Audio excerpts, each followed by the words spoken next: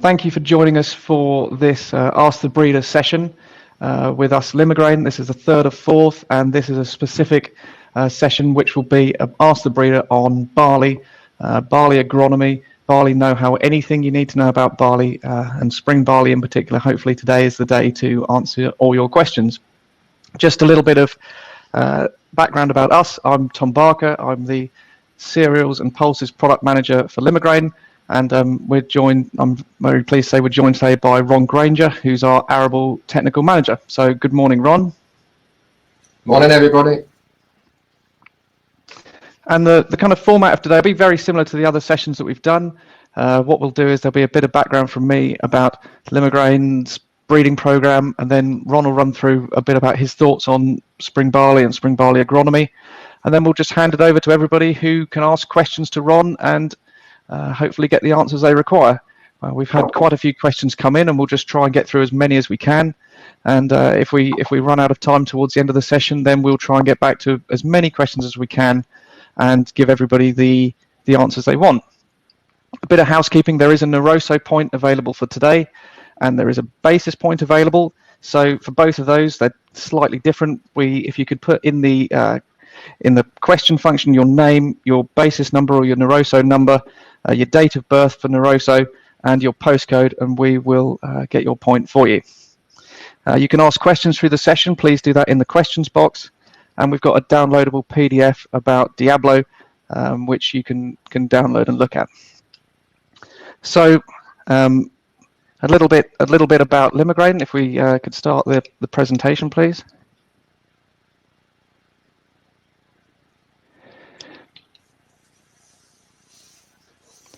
So a bit about kind of spring barley and spring barley breeding. So the Limagrain way is at the moment we are focusing on quality in terms of spring barley. We're looking at mainly malting types, but we do end up breeding some really good quality feed types. And the reason behind that is malting barley is very tricky to breed. There's a lot of different factors at stake. It's pretty expensive to go and test it, and also it costs an awful lot of money. And to get a variety all the way through the process and end up with a variety that's been approved for distilling or approved for brewing or even approved for both is very hard work, and it's kind of the holy grail of spring barley breeding. Yield and quality can quite often kind of work against each other, and so you can have a very good quality spring barley that doesn't yield very well, and it's something that growers really wouldn't be that interested in. And it does take an awful lot to kind of get your spring barley varieties up to the levels that people are interested in, growers want, and end users want to take. I mean, a lot of the time, high-yielding malt varieties can end up being feed varieties. We've seen that this year with one of our varieties, which is up for recommendation, and it is just the way that spring barley breeding works. But our kind of plan is to try and get everything we can put through the process, get the MBC to look at it, and try and get malting barley varieties approved and on the AHDB recommended list. So the next slide, please. This is a bit of a background about our current portfolio and what we've got. And the one that we're the most excited about is Diablo, which last week Diablo was approved for dual use, meaning it's now approved for distilling and for brewing. Big kind of news that is for us, because there's not many other varieties that can do that. It's the first time that we've had a variety that can do that since Concerto, and it's a very kind of rare thing that you get a variety that can be approved for both. So Diablo, great for us, great for the industry, great for farmers. I just think it's the sort of thing that the industry needs. Mermaid is our new feed variety, very high yielding, good kind of good specific weight, and something I think that farmers who are looking for an out-and-out feed might be interested in. And then some of our tried and sort of tested varieties, we've had Sienna, which has been around for 5 years, Concerto, which most people will certainly have heard of, which is best part of 11 years old, and then Westminster, which was originally approved as a malt, but now is kind of an out-and-out feed. It's not on the list anymore, but still well known and well liked by an awful lot of growers. So the next slide, please. So let me now introduce you to Ron. An awful lot of farmers will have come across Ron. He is the chap who is responsible for Limagrain for all of our trials work, all of our technical information, anything that we need to know. We generally ask Ron first, and he knows the answer, or he certainly can find it out. He's been in the industry an awfully long time, and effectively all the work that we do in terms of commercial activity, Ron's there in the background giving us that kind of technical voice and the technical direction, and just making sure we're on the right track. So let me hand over to Ron, who can run through a bit more about the spring barley and spring barley agronomy. So next slide, please. So before I talk, as many of you know, I'm not a spring barley breeder, and I have no illusion to be a spring barley breeder. My point of view is really I'm technical, and what I've done for the last 5-6 years is really pull spring barley apart agronomically. As Tom says, you know, breeding spring barley, very complicated process, and we have to hit a lot of boxes to get to that final solution where we have distilling and brewing in a variety. So I'm going to talk about decision making for growing spring barley. Let's see how it goes. If I can't answer the questions, I'll be up front and say, no, I'll pass on that, but we will come back to you with an answer at a later date. So I think the key thing for decision for growing spring barley is research your local markets and look at your contractual requirements. I think this is the key to where you start with looking at spring barley, and it is the most important, because at the end of the day you have to get rid of the product. So but on top of this, I think understanding you and your farm's capabilities of achieving the required contractual specifications is very important. If you can't achieve a specification of 1.65 or lower and I've never achieved that, why go for that distilling type variety? You know, look at what you can do, look at what your farm produces, and then decide the varieties you're going to go for on a contractual agreement. I think it's important to understand the different end user requirements. As you know, distilling requires 1.65 nitrogen percent and lower. Brewing is between 1.65 and 1.85. And then we have this grain distilling, which is a small market, but an important market, of 1.85 nitrogen plus. Of course, feed, basically you just grow for the biggest pie you can grow. But on top of that, there are areas which are different to growing just the biggest pile of feed. And of course, there's also other premium markets where contracts are offered, null locks, heritage varieties. Again, talk to your end user and see what they actually want from the varieties you are going to grow. Next slide, please. So decision making spring barley, your variety choice is determined by the market you're growing for. So brewing and distilling, dual-use varieties currently account for around 70% of the market. And as you can see, as breeders, that's the market we have to try and hit with our varieties. It's a huge market. For export, there are only limited at the moment varieties that are pan-European, as you know, Planet, Pepino, key varieties for export. And, you know, if you're near the ports, certainly they're varieties you should be looking at to grow. But again, your contracts will deliver whether you grow for export or whether you grow for distilling or brewing. Grain distilling, again, limited choice in varieties. In fact, there's not many varieties will be listed in the future. It's an interesting area because actually what most of the maltsters are now trying to do, or contracts are suggesting, actually you can use these dual-use varieties and actually try and get higher grain nitrogen into those varieties, and they could be used for grain distilling. If you're looking at blackgrass situations, I think there are opportunities to look at the varieties. I think certain varieties will be better in a blackgrass situation than the others. And if you're looking at feed barley, there's the opportunity to look for out and out feed, but actually if you're a livestock farmer, it's not about out and out yield, but it's about actually having a secure variety, not always necessarily the highest yield variety, but a secure variety. With a good specific weight and good straw yield, of course. So two aspects to the feed area, really. Next slide, please. So key considerations for growing optimum spring barley. These are the key things what I've really pulled out of the 5-6 years of work. Seed quality. Why do you put seed quality? Well, actually, if you're keeping homegrown seed and you're replanting it, I think it's very important to get it tested for germination and vigour. And I think you also want a good seed size. Drilling date, as you know, drilling date, you have opportunities to drill probably from beginning of January right through to probably the end of April, as we've been pushed into in some seasons. So drilling date actually does have an effect on what you need to do regarding seed rates and probably up in seed rates as you get later. Patience, I think patience is the key word. You need to be patient so you have good seed beds and warming weather conditions. You know, if it's wet, soggy and cold, you know, seed does not like sitting in the ground in wet, cold conditions. And my view is I'd rather wait a week, 2 weeks before the conditions are right, warming soils, warming weather, get it in the ground so it germinates straight away and gets out of the ground as quick as possible. As I say, seed rate is very important. I can come on to that when you start asking questions. I think nutrition is key. Everyone can do work around seed rates, but actually the key point on spring barley is maximising tiller survival for full yield potential. Maximising crop health, straw strength and standing is key. At the end of the day, you want to be able to harvest the crop, but actually at the end of the day, you want a crop what's been took to its full potential by crop health and with good grain quality. I think one thing what we should also look at, especially when we have seasons where the weather deteriorates, we need to look at machine or the correct machine setup. As you know, skinning has been an issue on some seasons. It's not something that we can get around. Actually, it's a natural process. You know, if we have wet and then we have dry, we have wet and dry, it's about the grain shrinking and then plumping back up again. You know, the skin is going to have an issue with that.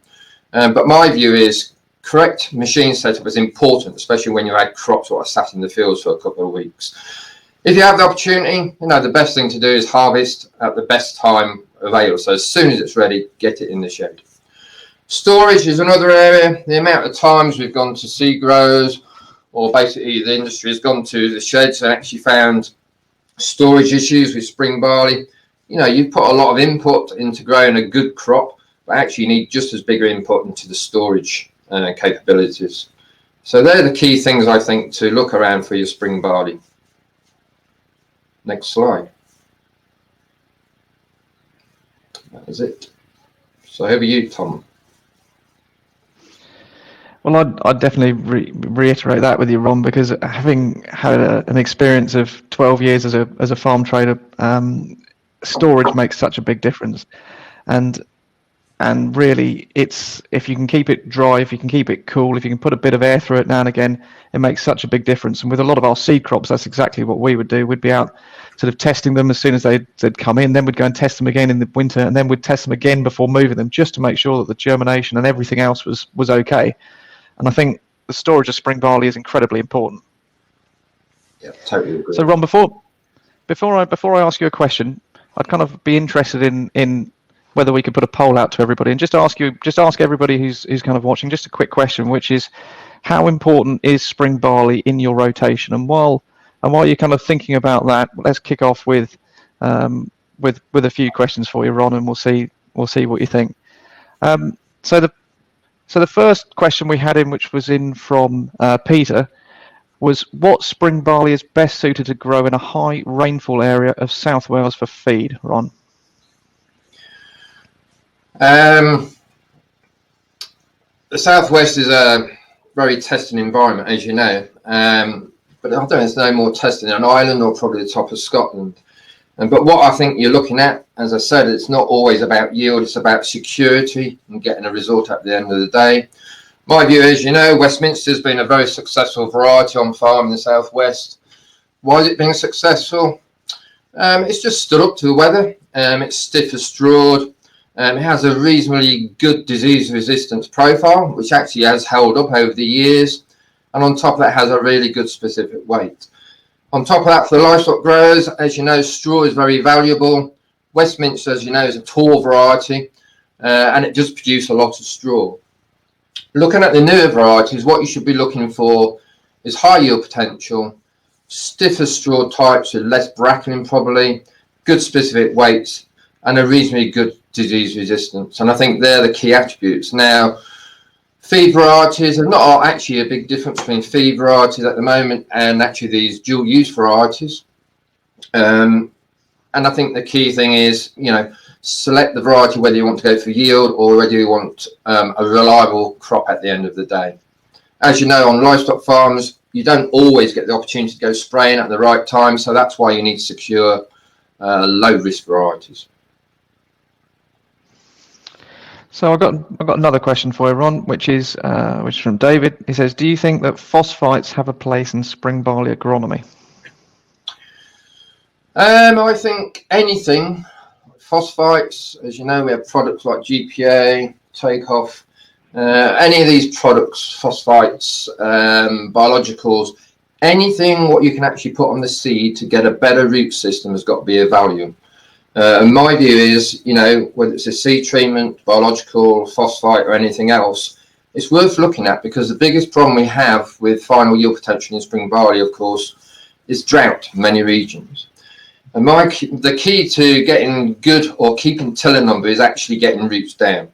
So that could be based around early drilling, the use of these products, but the more root growth you got, the better chance you have of the variety or the plants holding onto their tiller numbers. So I think they have a very strong case, and that's basically using those products, again, with macronutrients, micronutrients, anything to actually get that plant health and big rooting structure. Very right. So one of the ones I quite like that's just come in here, which was from Liam, which was how long and what is the process to get a variety fully recommended? That's quite interesting. As you know, spring barley breeding is very rapid. It's a spring crop. We can do fast cycles. We can do out a season in other countries. So barley breeding actually is very rapid. The interesting thing is, by looking at the speed of how we get a barley variety onto the market with all its ticks for brewing and distilling, actually it takes longer to get it through the official testing system and then to get approved by the MAGB or the NBC than it actually takes to breed a variety. So actually the testing or the official testing takes longer than actually it takes to breed a variety. But it's important, because at the end of the day, you know, the maltsters aren't going to go into a variety unless it's fully been tested and ticked off. And actually growers aren't going to go into those varieties unless they have been approved and actually people have put contracts on. So it's a long, you could say, yeah, spring barley's, you know, very rapid breeding, but actually going through the testing scheme actually takes longer.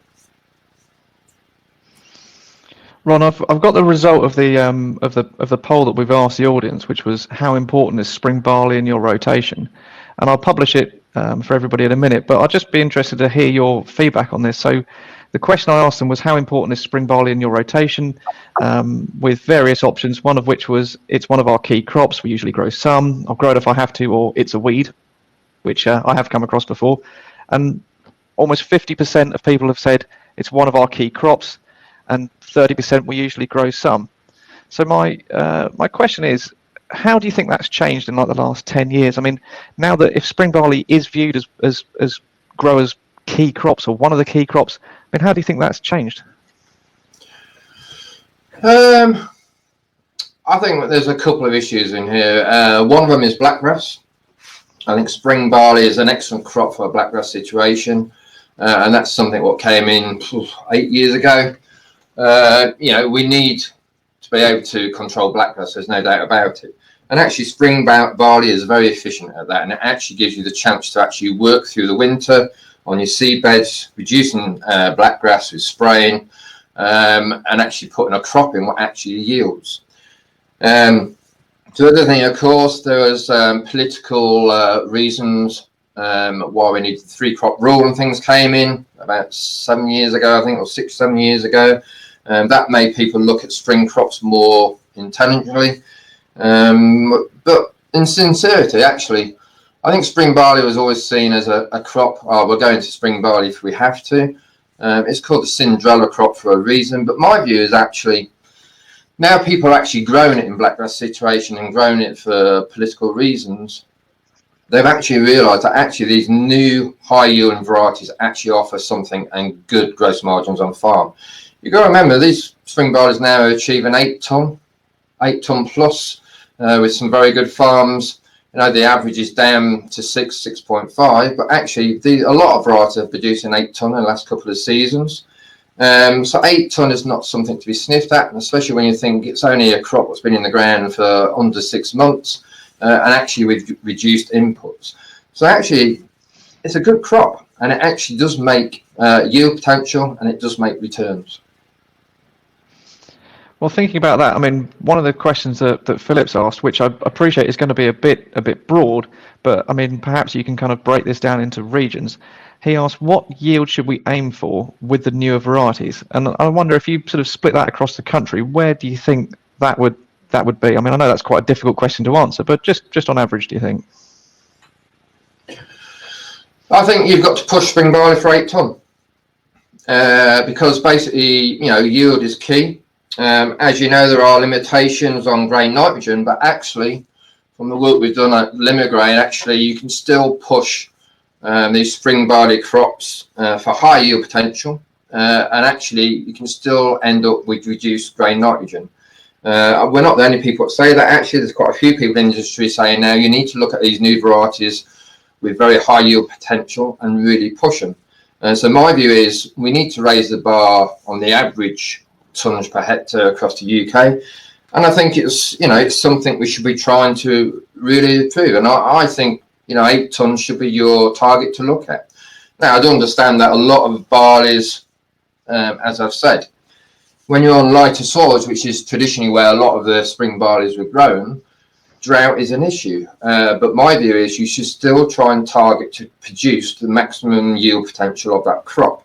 And that's what I say, where you try and get better rooting, earlier drilling, you try and facilitate so that actual crop can actually survive with higher till number and produce that extra yield potential at the end. Not everybody's going to do it. As you know, soil type and drought can have severe interactions with yield potential. But what I'm saying is your goal should be to actually produce high yield potential of around 7-8 tonne plus on some farms.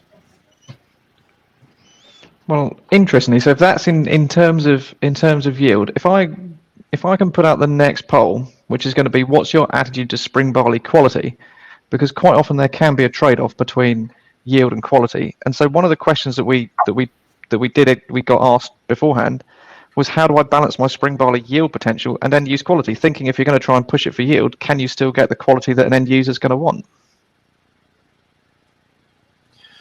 So for 5 years, we have looked at pushing yield potential on spring barley. We've been looking at seed rates.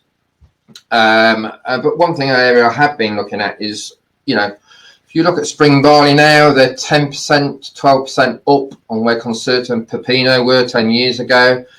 That's an amazing, significant step for breeders, actually, 1% a year.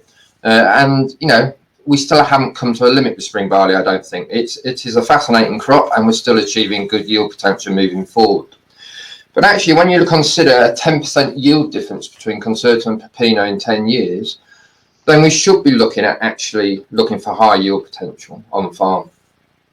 And my work, is basically looking at nitrogen on the whole. Is when I started looking at agronomy on spring barley, I thought, it's a very traditional crop, spring barley, and historically people haven't really been putting high rates of nitrogen on them. And as you know, if you're growing for a distilling variety, to hit specification 1.65, that is the key. But if you're looking at brewing varieties of 1.65 and plus to 1.85, actually it does give you a better leeway to actually push for yield with higher nitrogen inputs. And actually, the work for 3 years, we pushed for yield potential by adding an additional 30 kilos at leaf 3 over a standard kind of input in the seedbed of 120 kilos. And actually, for 3 years running, we achieved half a tonne difference yield benefit. And actually, when we looked at the grain nitrogen, 1 year is the same, 2 years we raised the percentage by minimal. It was minimal, the differences. So it makes sense, because if you look at milling wheat, basically what I'm saying is if you push for yield, get additional yield, you have a dilution effect on the grain nitrogen. And that's what we actually try, that's what you should be trying to do. If you're in a scenario where you can't, you need to get below 1.65 and high rates of nitrogen actually will push you over the limit, then don't do it. But I think on a lot of farms there is room for actually pushing spring barley yield with nitrogen and possibly in some situations sulfur to actually gain additional yield potential and actually still within the benefits of distilling or brewing category. I mean, do you think that's a similar sort of thought with milling wheat in terms of you increase your yield in milling wheat, but you end up diluting your protein? Actually, in malting barley, it works better if you can have a high yield. Actually, it dilutes your nitrogen even better, and actually gives you a lower nitrogen by producing a bit more. Yes, totally.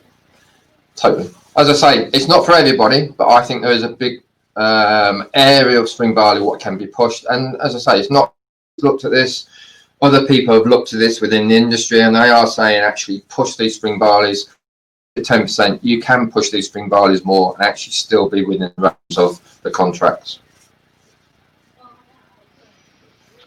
Well, we're getting some really kind of interesting questions come in. There's a right old range of things here. It's quite difficult to kind of pick things together, but I mean, one of the ones that we had in from earlier on from Ed was what is the optimum drilling date and seed rate for spring barley? Drilling date, I could go on for an hour about this, to be quite honest. It's not a small topic, but drilling date is actually, as I said, patience is the biggest thing to remember. But actually, drilling date will be different for most growers, depending whether you're on lighter soils, heavier soils. So, if you're on lighter soils in Norfolk, or actually on the cliff at Lincoln, with these stony soil, brashier soil types, soils will actually warm up quicker in the spring. As you know, there are people who actually drill before Christmas and actually into Christmas and into the new year with spring barley. But as I say, they need to be basically soils that will warm up quicker. But the reason they're doing it is actually get that root stand, because as I say, you've got bigger roots. You get those roots down, they stand a better chance on those lighter soil type, brashier soil types in a drought situation. The key to me in the spring for most people, if you're looking at mid-March sowing, what we worked out for the past 5 years, you're looking at optimum seed rate about 350 seeds a metre squared.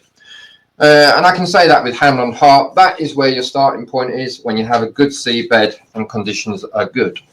Of course, when you look at that figure, if you're looking at earlier drilling and you've got an onion bed, reduce it to 300 seeds or possibly even less, especially if you've got warming soils and warming weather conditions. Once you start getting into the end of March into April, as we did a couple of seasons ago, you need to start raising seed rates to 400, 450. The reason I say that is, as you start getting into April, you don't have the time for the plants to develop all the tillers. And basically the plants are relying on plant number, or the tiller number from the plant number, from the higher seed rates to actually achieve the optimum yield potential. So it's an interesting scenario, but what is quite simple. Look at 350 seeds if you've got good conditions, moisture in the seed bed, warming conditions for soil and weather. If you've got perfect conditions, cut it back.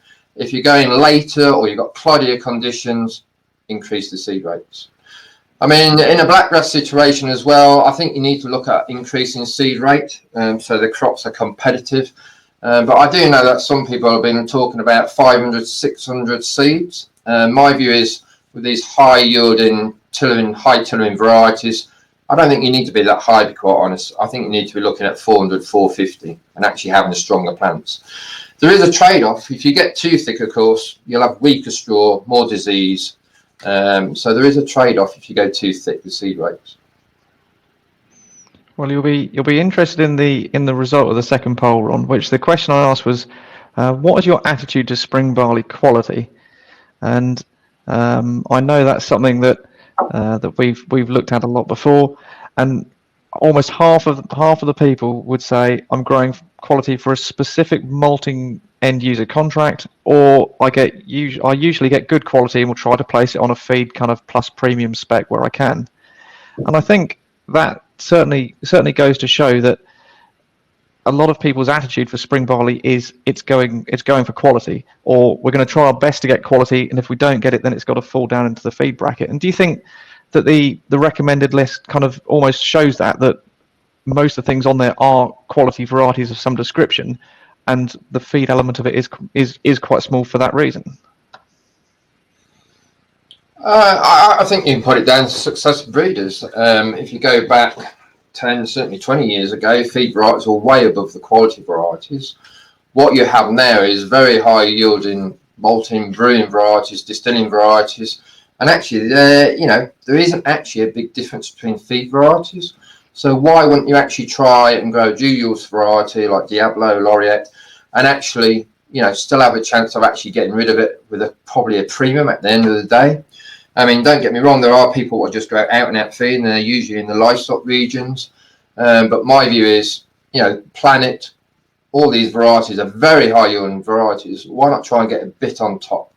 If you're into contracts which are very stipulated, that's the market you have to go for. And as I say, the variety is driven by what actually the contract agreement. So whether it's a brewing, export, or whether it's distilling. But actually, these new varieties, breeders have actually achieved very high yield potential in quality varieties as compared to feed varieties.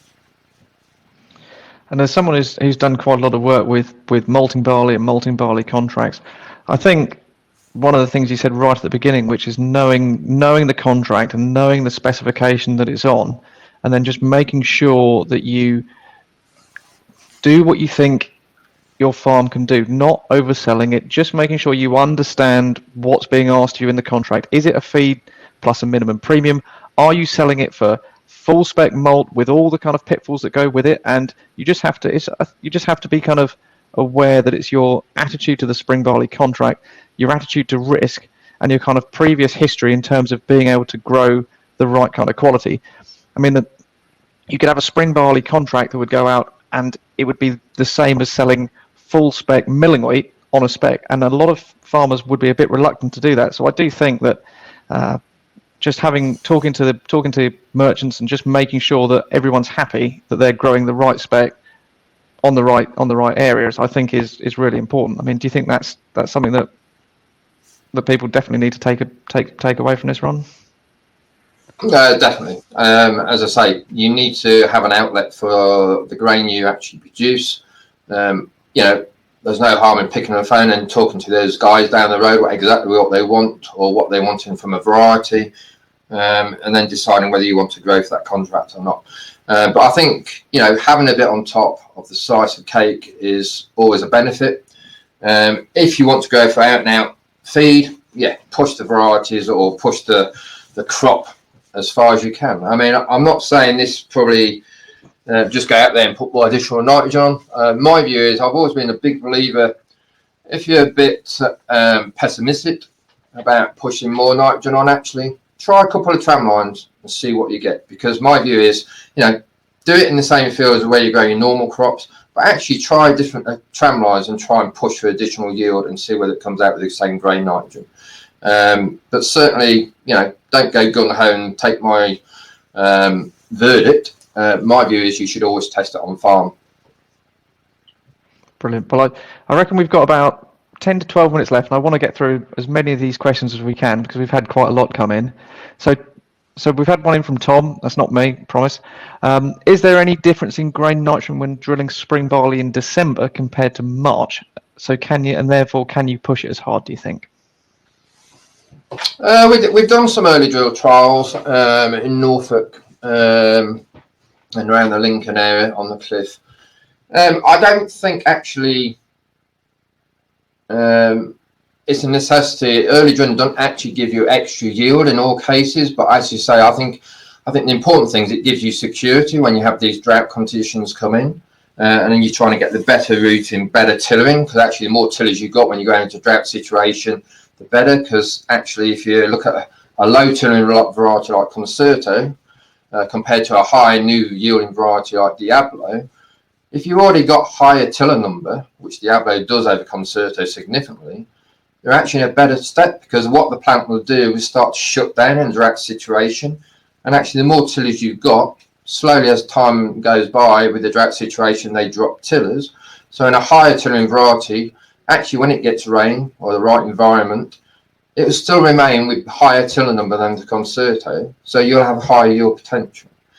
So drilling early, I think, is interesting because, as you know, I think our winters are actually getting more mild. And certainly if we got the ability, which we certainly have now with technology and drilling capabilities, of drilling, earlier and with warming environment, perhaps we should be looking, especially on lighter soils, gravelly soils, at actually getting crops established pre-Christmas. It might be something we have to look at in the future, because there's no doubt about it, our winters certainly seem to be becoming more mild. Well, So I've just asked, regarding grain nitrogen, we did the work, actually no difference, because the environment is the same, the variety is the same. We looked at a range of varieties. Was there any difference between drilling at that date compared to drilling in March? No. well, I've just asked the audience, Ron, what is the most important characteristic they look for in a spring barley, and we'll try and get that one right at the end. But I just wanted to give you a few more quick questions. And one of them came in from Charlie, which is good actually. As someone looking at new varieties as a potential replacement to Planet for a Max 185 malting for export markets, why choose Diablo over other potentially high yielding new varieties such as Cosmopolitan? Totally agree. As you're aware, there are new brewing varieties coming online.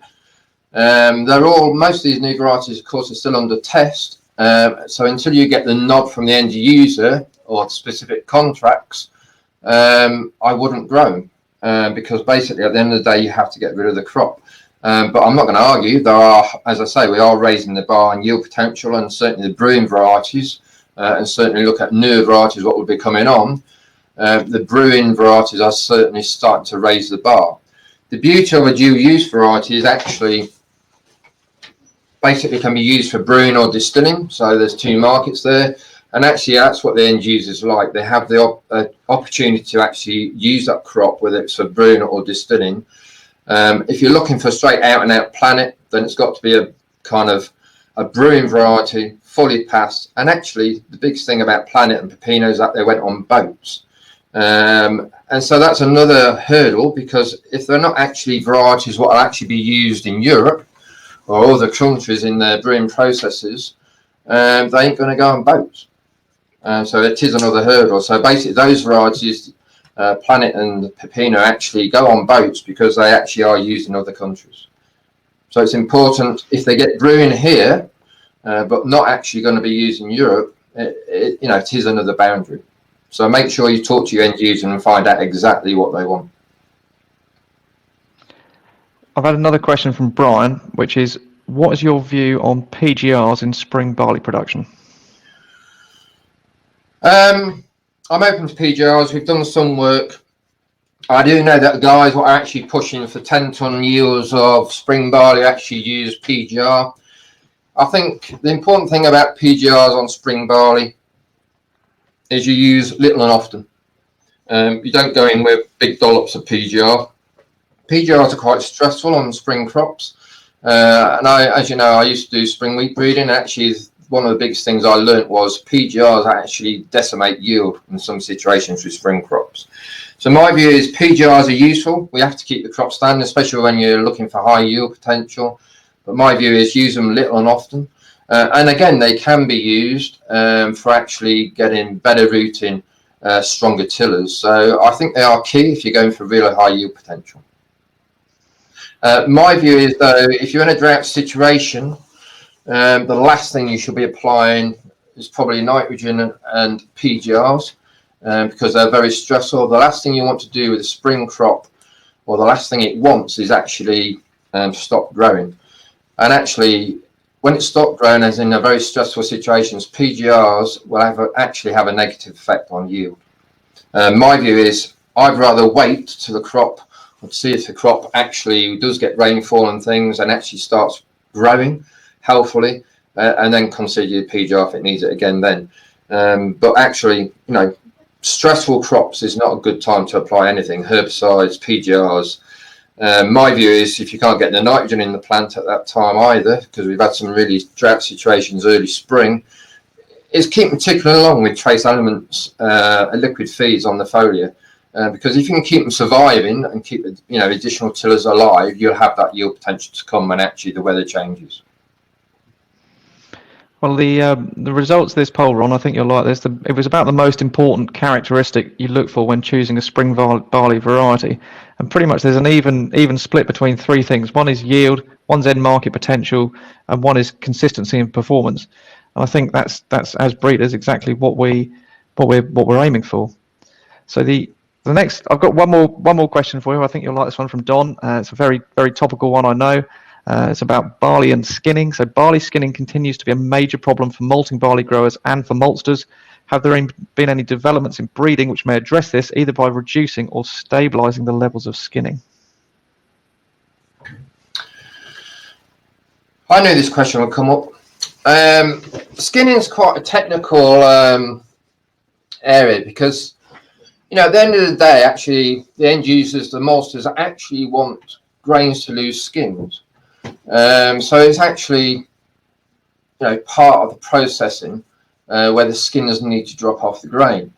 The unfortunate thing is there's not a lot of actual work gone on looking at skinning. We do know that actually there probably are better varieties what keep the skins better than other varieties, but on the whole, there was some work done 3 years ago.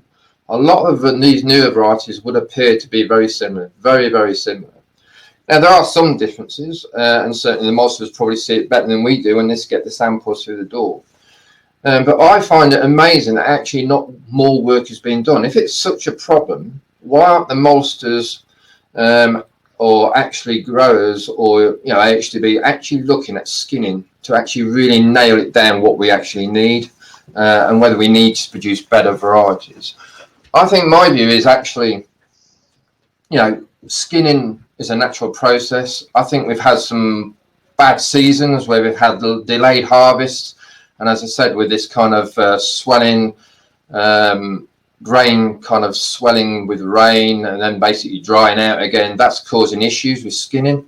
But as I say, skinning is part of the process within the malting industry. So they don't want actually variety, but actually keep the skins forever.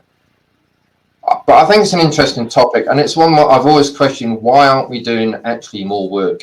And I think there are some people doing more work, certainly the institutes and the academics are looking at the area, but we have to look at it in reality, actually, what do actually the maltsters want out of variety.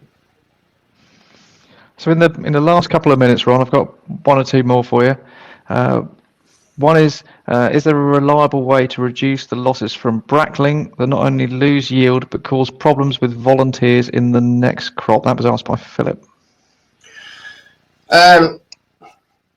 It's a big question for us, because actually I don't think we have really stiff straw varieties. I think most of them are much of a muchness.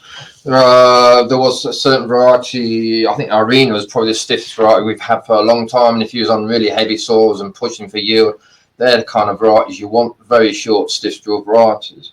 But on the whole, most varieties are very similar. I think Diablo is probably slightly better standing power than others. Brackling, again, there are varieties that have reduced brackling over other varieties, but actually brackling would appear to be a natural process. And actually, I haven't got a problem with brackling if it necks over and actually bends into the crop and kept off the floor. I think actually harvesting is made easier. The last thing we want, though, is actually where ears break off at the neck, and that would appear to be a problem on some varieties. So we can afford brackling. As you know, technology in combining is getting better and better. Some of the pictures I saw with some of the new combine beds this year are absolutely amazing, with flat spring crops flat on the floor. I mean, technology is improving all the time. But to improve standing power, brackling, PGRs are an answer. Good fungicides, to be quite honest, keep them as healthy as possible right to the end of their life. But as I say, brackling is something in most varieties. My view is, get in there and harvest it when you can. But with these delayed harvests, brackling and certainly lodging is becoming an issue we're seeing more and more.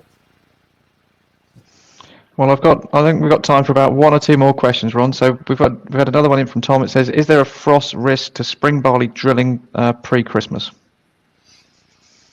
Yep, and that's probably the reason why a lot of spring drilling of spring barley isn't done, or probably most spring crops.